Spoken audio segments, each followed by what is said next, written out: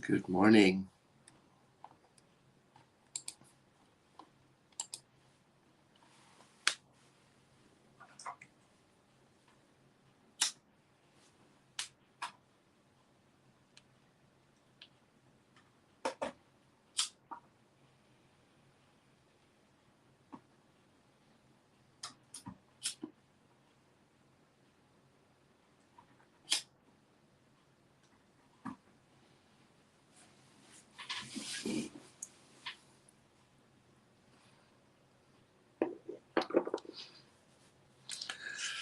Good morning. Welcome to our morning devotional, 6 a.m. Pacific time. I am Edward Fillion of Centers for Spiritual Living. One of our interests is awakening humanity to its spiritual magnificence, and this is our personal application to awaken each morning to the magnificence that is within us and around us, and to begin the day on the right track. We're practicing all year this year at 6 a.m. and you can tune in anytime during the day that is more convenient to you. We're using 365 Science of Mind, a year of daily wisdom from Ernest Holmes, who is the founder of our movement. And we just have a short time together to read some inspiring words, to think about them, expand upon them, and then to share a moment of contemplation or affirmative prayer. So I'm glad you're here. Thank you for joining. I love hearing where you're coming from. Seattle, wonderful. Santa Rosa, thank you for letting me know, and thank you for the beautiful messages of appreciation. And again, thank you for sharing this broadcast so we can share the practice of Centers for Spiritual Living with all those who may be interested in it or benefit from it.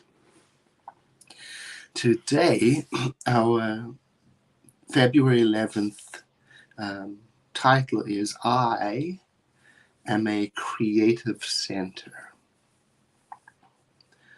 And then there is a Psalm 37, one sentence from it.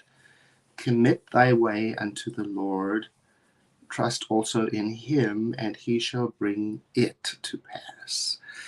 So the language of the Psalms is very ancient, and it's in the convention of using male pronouns as a universal pronoun. Nevertheless, when I read it, I like to go to the Psalm and try to restate it in more universal terms, also because the language of the Psalms being quite ancient, often steeped in the us and them, the enemies and friends, and the winning and losing. And so there is that to pay attention to. And still throughout the Psalms, there is this theme, and I think this is why Dr. Holmes quotes it, this theme of having confidence in the presence of the living spirit within, and to always still one's heart and thought on the living spirit, or the divine, like I prefer to say. So Psalm 27, in some more of it, we can't take all of the words of it. It becomes very specific to the time and the people of its origin. But it begins by saying, do not fret about those who are doing wrong stuff in the world, and don't be envious of them. Because like the grass comes and goes and has its season, that will also wither away. Instead, turn towards the divine presence and do what good is yours to do. See, I'm paraphrasing it. And dwell in the land that you're in, and you'll enjoy the goodness of the environment. Take delight in the living spirit, and then your heart's desire will be met. Commit your way to the mind of the Creator within and trust it. And this is what it will do. It will make you do right. and there will be reward in that. Just like the dawn, your vindication will be like the noonday sun. In other words, the light will emerge from you, from your practice. And then here's this beautiful verse: be still in the divine and wait patiently for it, and don't fret about what other people are doing. See, so I paraphrase it and take out a universal message to supplement what we are doing. We are patiently bringing our consciousness to the divine presence and trusting that awareness to guide us through the day. Not only that, we have the opportunity, once we are familiar with entering into the consciousness of unity with the divine, of also setting some direction for our lives, of being creative participants in our life, having a vision towards where we want to go. So let's hear what it says. Let your consciousness rise above the sense of separation from the power of the divine. So that's what we're doing. Letting go of everything and letting ourselves rise in thought. And in just a few minutes of this kind of practice, you will feel as though you were sitting in the midst of an infinite sea of unobstructed life.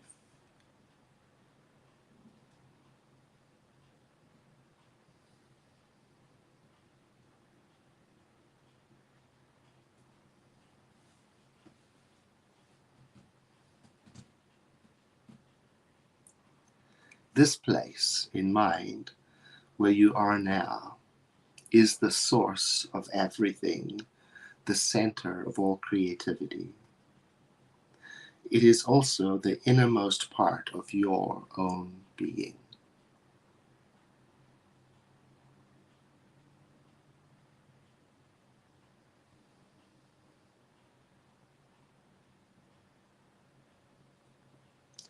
Just as a plant turns to the sun, your thoughts turn to the power of the divine and draw upon it into your own being, through your own being,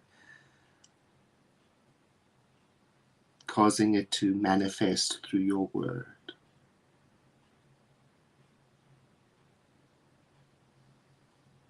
So let us take a moment then to think of some good that we would like to have as a guiding star today. What feeling? Is it peace? Or is it wholeness? Or is it compassion? Think of one thing today. And just in this moment of contemplation, say to yourself, I am the peace of the living spirit, or whatever your word is. As if setting that in motion.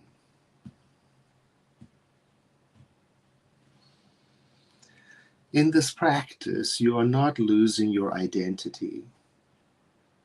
You are more intensely self-aware than ever before.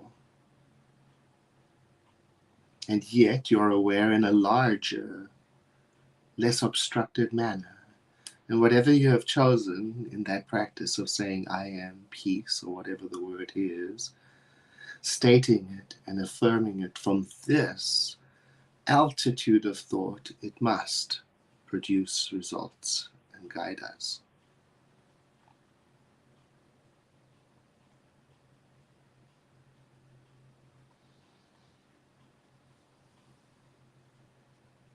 I now climb a ladder of thought that takes me above all confusion. Climbing joyously, I pass through the clouds of fear and doubt, and I behold light everywhere. I sense the enveloping presence of love everywhere. And now this theme that we've got throughout the whole book, so beautiful. The good that I desire, I now and affirm and accept, knowing that my definite intention produces definite results. So let's just take a moment then to dwell in this atmosphere.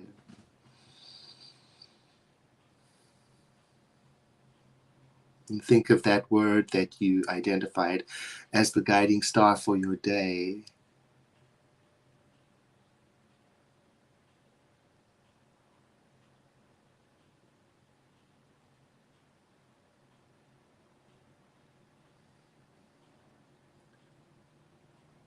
And just dwell upon it. I am the peace of the living Spirit.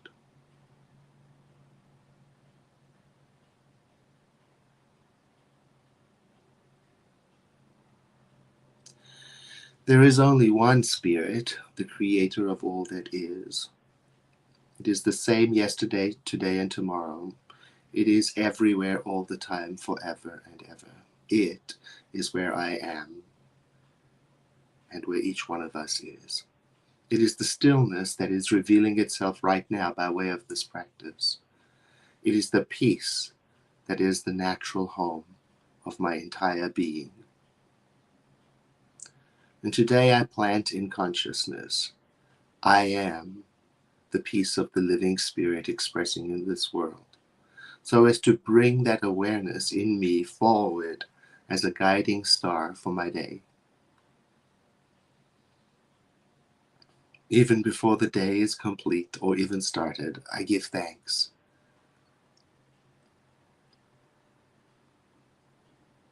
And I release this word into the action of the law.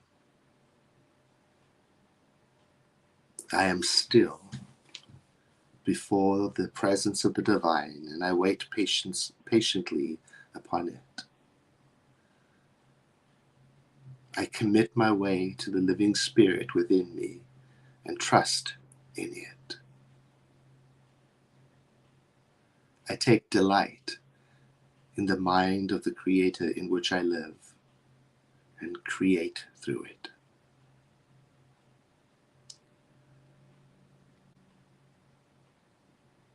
And so it is.